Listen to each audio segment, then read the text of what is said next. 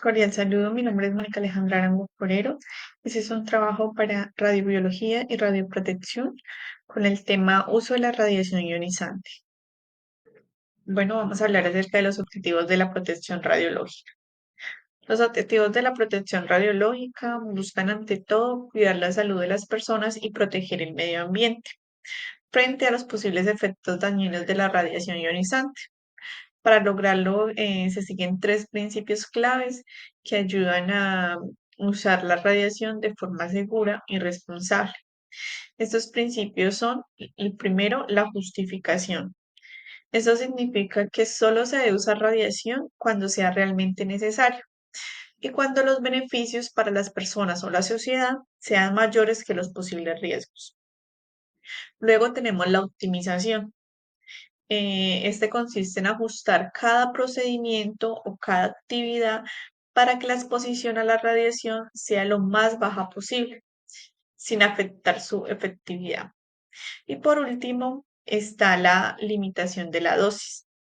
Esto establece límites claros sobre cuánta radiación puede recibir una persona en un tiempo determinado. Esto se utiliza para evitar riesgos innecesarios y proteger tanto al trabajador como al público en general. Bueno, vamos a hablar acerca de los organismos internacionales y nacionales de la protección radiológica. Entre esos está el Ministerio de Salud y Protección Social, MinSalud. Este interviene en la protección radiológica mediante normas y lineamientos para el uso seguro de la radiación ionizante. Se encarga de supervisar su cumplimiento, capacita al personal y coordina acciones para proteger a trabajadores, pacientes y público. Se encuentra también el Ministerio de Minas y Energías, MinMinas.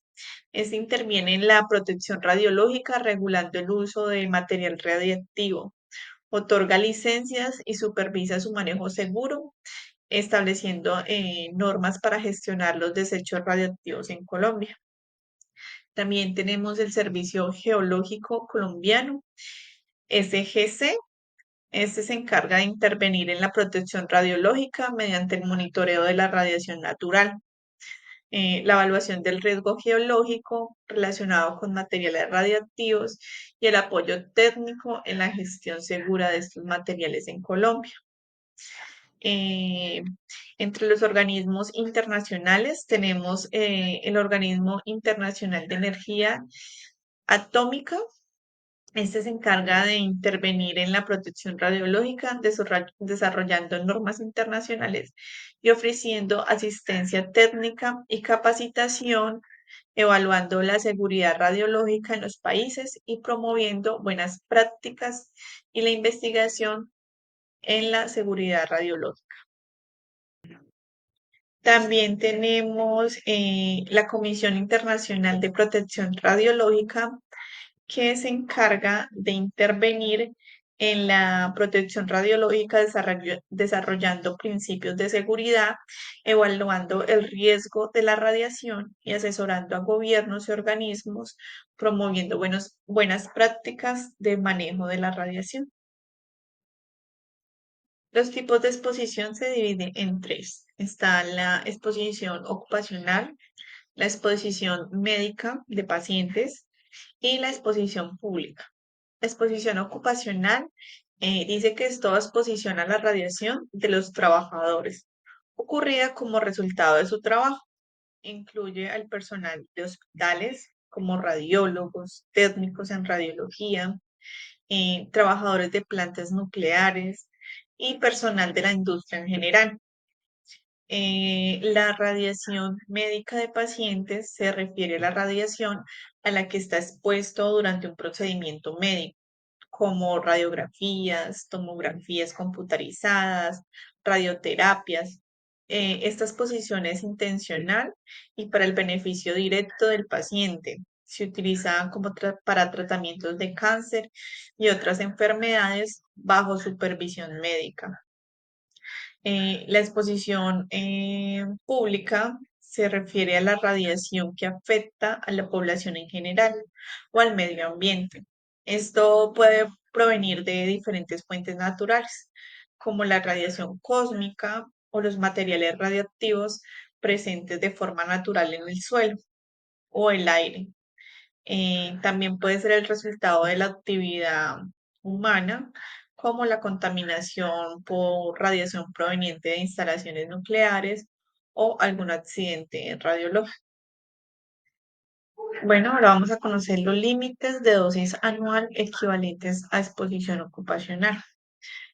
Los límites de las dosis para trabajadores expuestos a radiación, establecidos para cuidar su salud a largo plazo, buscan reducir al mínimo las exposiciones sin afectar su desempeño en sus tareas.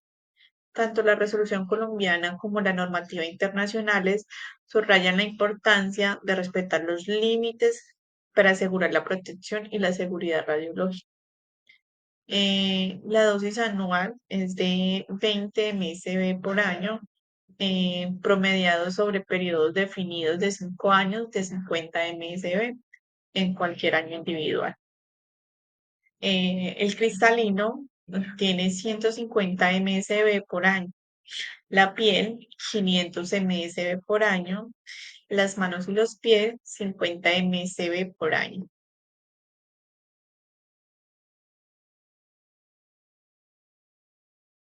Buenas tardes, soy Yedra Adriano Ponte Forero, estudiante de Tecnología en Radiología, Imágenes Diagnósticas y voy a presentar el punto 5, 6, 7 y 8 de la actividad Radiología y Radioprotección.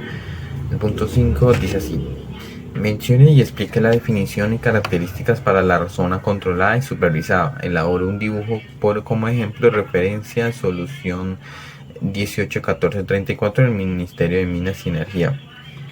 Una zona controlada es, por definición, es el área donde existe la posibilidad de que los trabajadores reciban exposición superiores a una fracción significativa del límite de dosis ocupacional. Por lo tanto, se requiere controlar el acceso y aplicar medidas específicas de protección radiológica. Características: acceso restringido solo a personal autorizado. Se deben implementar medidas de protección radiológica como blindaje, señalizaciones adecuadas y control de tiempo de exposición. Es obligatorio el uso de dosimetría personal. Puede requerir equipos de monitoreo ambiental para medir niveles de radiación señalizado como el símbolo de radiación ionizante y leyendas como zona controlada, riesgo radiológico.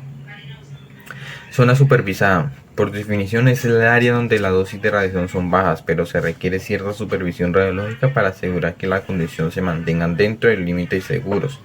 Las características: no se espera que la exposición supere los límites para el público en general. Se realiza monitoreo periódico, aunque es menos estricto que en la zona controlada. Generalmente no se necesita equipo de protección personal. Puede incluir áreas contiguas a zonas controladas como pasillos o salas de espera. Debe estar identificada como señalización informativa, aunque menos restrictiva que en zonas controladas. Aquí vemos el dibujo que dice que se trata de la zona controlada, que es la zona donde hay radiación y puede ser expuesta a radiación, y la zona supervisada, que es una zona que conduce a la área controlada. Una zona que no necesita supervisión porque no está expuesto a radiación. El punto 6 dice: la detección de la radiación es fundamental en el efecto físico o químico que produce la radiación en la materia en la que interactúa. Dado esto, dibuje la estructura del instrumento utilizado para detección y medidas de radiación, describa sus características principales, usos y explique su funcionamiento. Aquí tenemos un dibujo de lo que sería. Las características principales son alta sensibilidad a radiación alfa, beta y gamma. Produce una señal audible y visible cuando detecta radiación. Es portátil y fácil de usar. Ideal para detección rápida, pero no mide energía con precisión, solo la cantidad de eventos.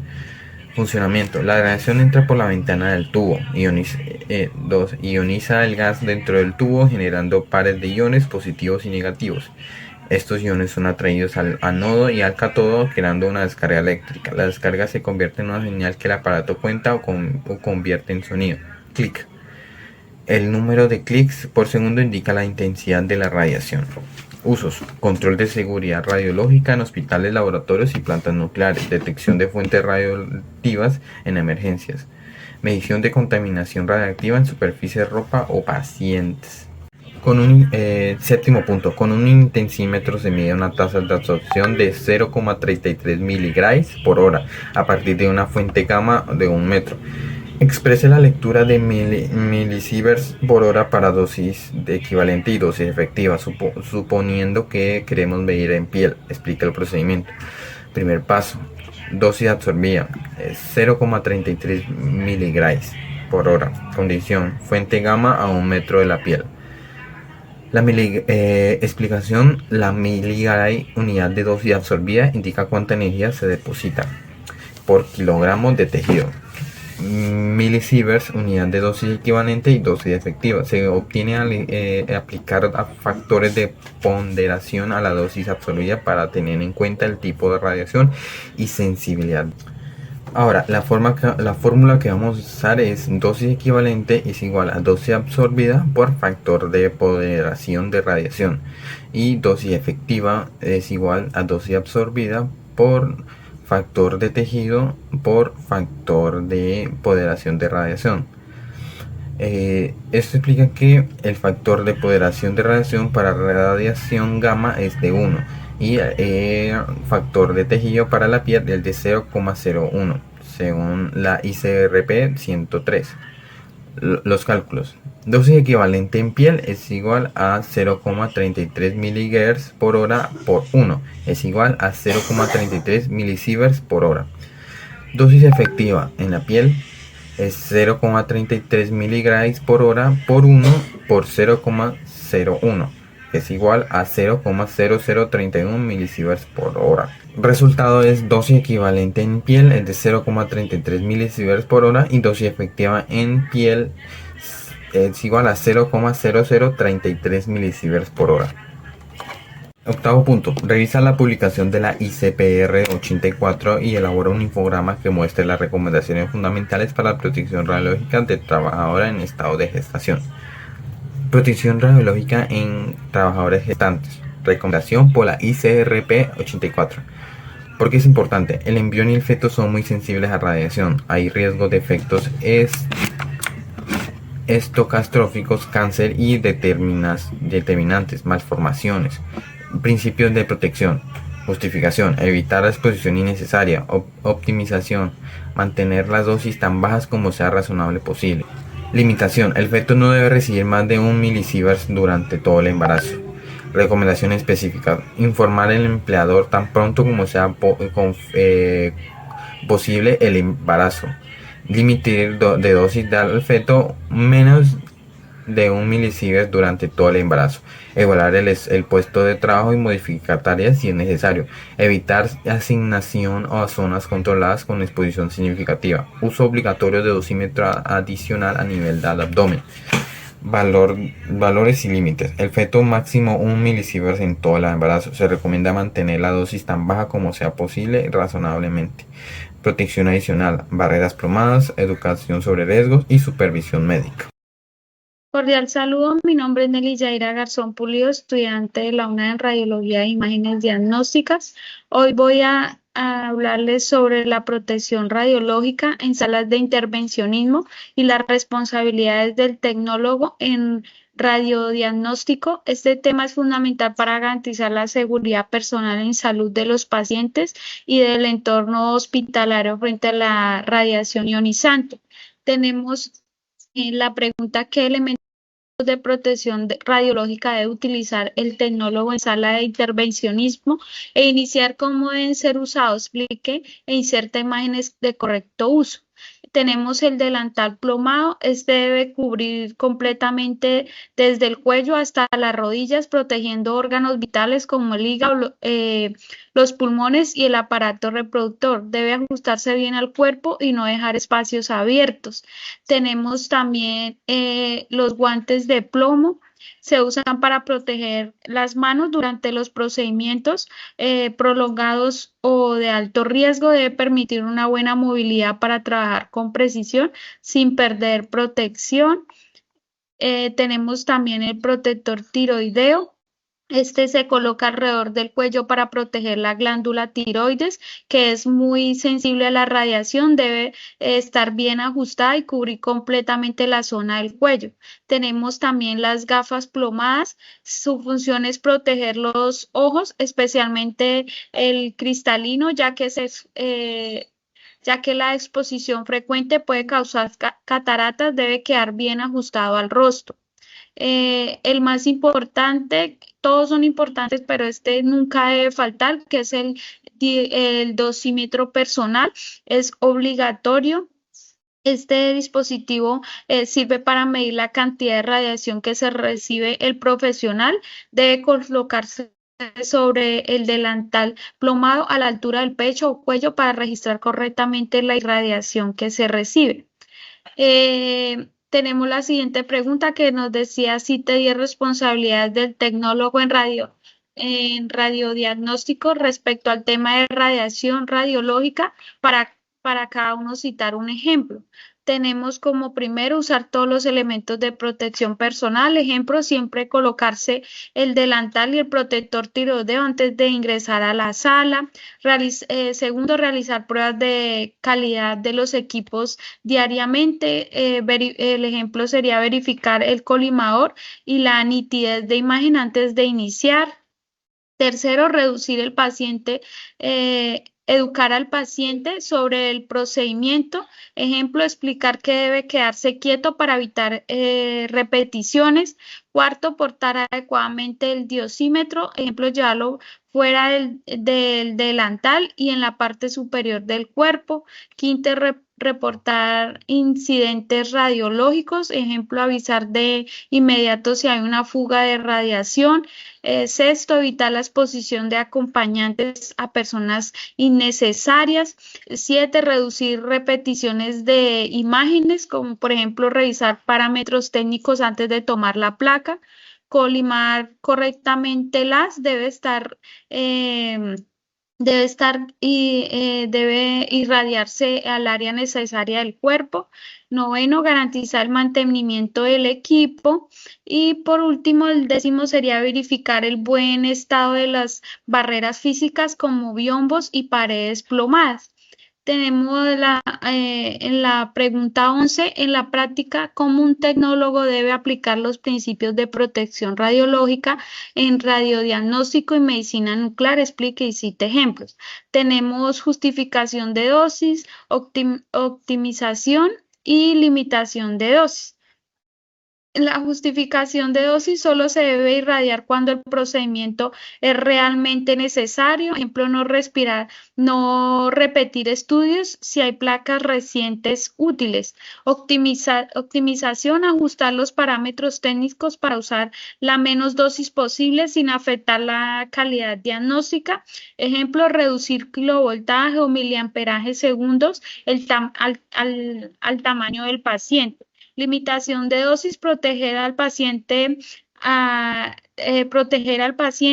personal y a los acompañantes usando delantales, colimadores y gafas plomadas.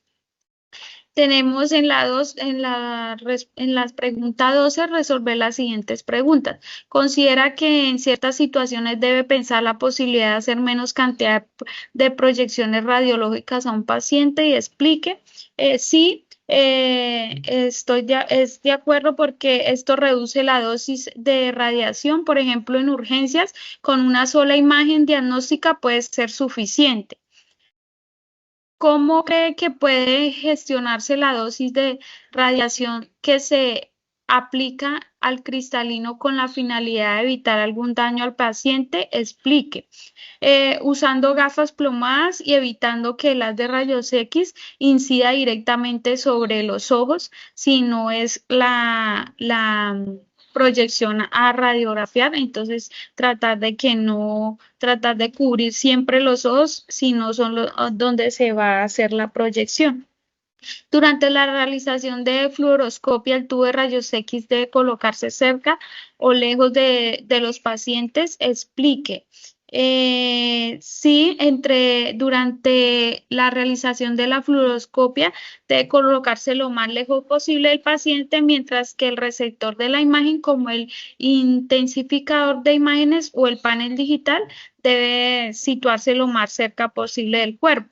¿Por qué? Porque al aumentar la distancia entre el tubo y el paciente reduce la intensidad de las de rayos X que incide directamente en el cuerpo. Esto minimiza la dosis de radiación, disminuyendo riesgos de efectos como lesiones cutáneas o daños en órganos sensibles como el cristalino. Colocar el receptor cerca al paciente permite usar menos radiación que obtener una imagen adecuada, ya que el sistema ajusta automáticamente la exposición.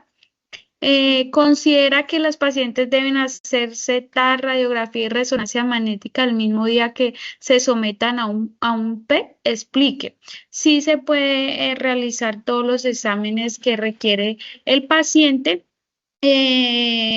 Si hay una indicación médica, pero debe organizarse bien y preferir dejar el PT para el final, ya que el PT tienen que aplicar la administración de un radiofármaco, entonces por eso es mejor dejarlo de últimas, pero sí se pueden hacer todos los estudios un mismo día al mismo paciente.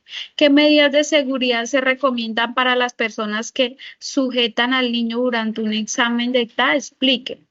Utilizar siempre los elementos de protección personal, como el delantal plomado, protector tiroideo y gafas plomadas. La persona que sostiene el niño debe ubicarse fuera del haz directo de radiación, es decir, fuera del plano axial del escáner, dejarle claro su rol, los riesgos mínimos que asuma y la importancia de mantener inmóvil durante el escaneo. Se recomienda obtener consentimiento informado, ya sea formado verbal o escrita, según el protocolo de cada institución. Tutor, compañeros, muy buenas noches. Mi nombre es Michelle Ladino Gómez. Pertenezco al programa de tecnología en radiología e imágenes diagnósticas. El tema que vamos a hablar hoy va a ser sobre el programa de radiología y radioprotección, en donde cual vamos a hablar sobre la exposición ocupacional. Una de las preguntas que estaban en la rúbrica era: ¿se tiene una tasa de exposición de 2300 mR por hora? O en su otra determinación, que sería 23 mGi por hora, si el trabajador está expuesto durante 15 minutos, ¿cuál será la exposición ocupacional total? La fórmula sería acomodar exposición total, que es la tasa de exposición por el tiempo de exposición, y la información que nos suministra el caso es tasa de exposición 2300 mR sobre hora, equivalente a 23 mGi por hora, tiempo de exposición de 15 minutos. Entonces lo que hacemos es dividir los 15 minutos a 60, 0.25 horas, que un cálculo sería más o menos entre 575 mR, o en la opción de mGi, exposición total, para un total de 5.75 mGi. El nivel de exposición bajo una fluoroscopia, el caso que exigen es si pide al padre de un paciente que se mantenga próximo a él durante una fluoroscopia en la que el nivel de exposición a la radiación es de 500 mR sobre hora, es decir, 5 mGi sobre hora. El problema se plantea: un padre acompaña a su hijo durante una fluoroscopia, el nivel de exposición es de 500 sobre hora, el límite de exposición permitible al padre son de 50 mR por día. La fórmula sería tiempo permisible, exposición permisible, tasa de exposición, que sería un tiempo permisible de 50 mR o 0.1 hora igual a 6 minutos. El resultado: el padre puede permanecer un máximo de 6 minutos junto al paciente sin superar los 50 mR diarios permitidos. Una de las preguntas a la cuestión en cuanto verdadero o falso era: en los efectos deterministas radioinducidos, los efectos deterministas de la radiación, la severidad del efecto aumenta al aumentar la dosis. La respuesta es verdadera, ya que los efectos deterministas ocurren solo cuando la persona recibe una cierta cantidad de radiación. Es como si hubiera un límite que, si no se alcanza, no hay daño visible, pero a la vez se supera ese límite, el daño no solo aparece, sino que empeora a medida que la dosis aumenta. Este tipo de efectos puede incluir cosas como quemaduras en la piel, cataratas o incluso daño en tejidos. Son más comunes cuando hay una exposición intensa en poco tiempo, como puede suceder en procedimientos médicos intervencionistas donde se usa la radiación. Otra de las preguntas era: ¿el riesgo de radiación en niños es 2 o 3 veces menor que en adultos de más de 45 años? La respuesta es falsa, porque los niños son más sensibles a la radiación que los adultos. Sus cuerpos están en pleno desarrollo con tejidos que crecen rápidamente y además tienen muchos años por delante, lo que les da tiempo para que se generen posibles daños, se manifiesten como ciertos tipos de cáncer. Por eso se calcula que el riesgo en los niños puede ser de 2 a 3 veces mayor que en adultos, dependiendo su edad y el área de calor expuesto. Las lesiones en piel y las opacidades en cristalinos son efectos deterministas de la radiación. La respuesta es verdadera. Tanto las lesiones en la piel como enrojecimiento, daño severo con las cataratas en los ojos son ejemplos de efectos de radiación que aparecen solo si supera cierta cantidad de dosis, es decir, no ocurren con exposiciones pequeñas, pero si se pasa ese límite el daño puede volverse más grave cuanto mayor sea la dosis. En un ejemplo, la piel puede empezar a dañarse a partir de los GI y el cristalino del ojo a partir de los 0.5 GI, según lo que indican las guías más recientes. La otra pregunta es: en protección radiológica, en exámenes de PET-CT, especifique las siguientes afirmaciones son ciertas y explique. El uso más frecuente de las exploraciones con PET o CT en el diagnóstico neurológico. La respuesta es falsa, aunque el PET y el CT también se usan en estudios de cerebro, como en casos de epilepsia o demencia. La mayoría de las veces se utiliza para estudiar el cáncer. Este examen permite ver cómo funcionan los tejidos y gracias a un radiofármaco llamado 18-FFDG que se acumula en las zonas más activas como los tumores, se puede detectar el cáncer y ver si ha extendido cómo está respondiendo al tratamiento. Una de las otras preguntas es: la razón para combinar ambas tecnologías, la necesidad de utilizar la exploración PET para realizar correcciones de atenuación sobre la exploración de un TAC contrastado. La respuesta es falso, ya que no es el PET el que corrige el CT, sino al contrario. El estudio PET nos muestra cómo funciona el cuerpo por dentro, por ejemplo, qué zonas consumen más energía, pero como la radiación se absorbe de forma diferente en cada tejido, esa imagen puede salir un poco distorsionada. Ahí es donde entra el CT, nos da una imagen clara de la anatomía y ayuda a corregir esas distorsiones, además de ubicar con precisión cualquier hallazgo.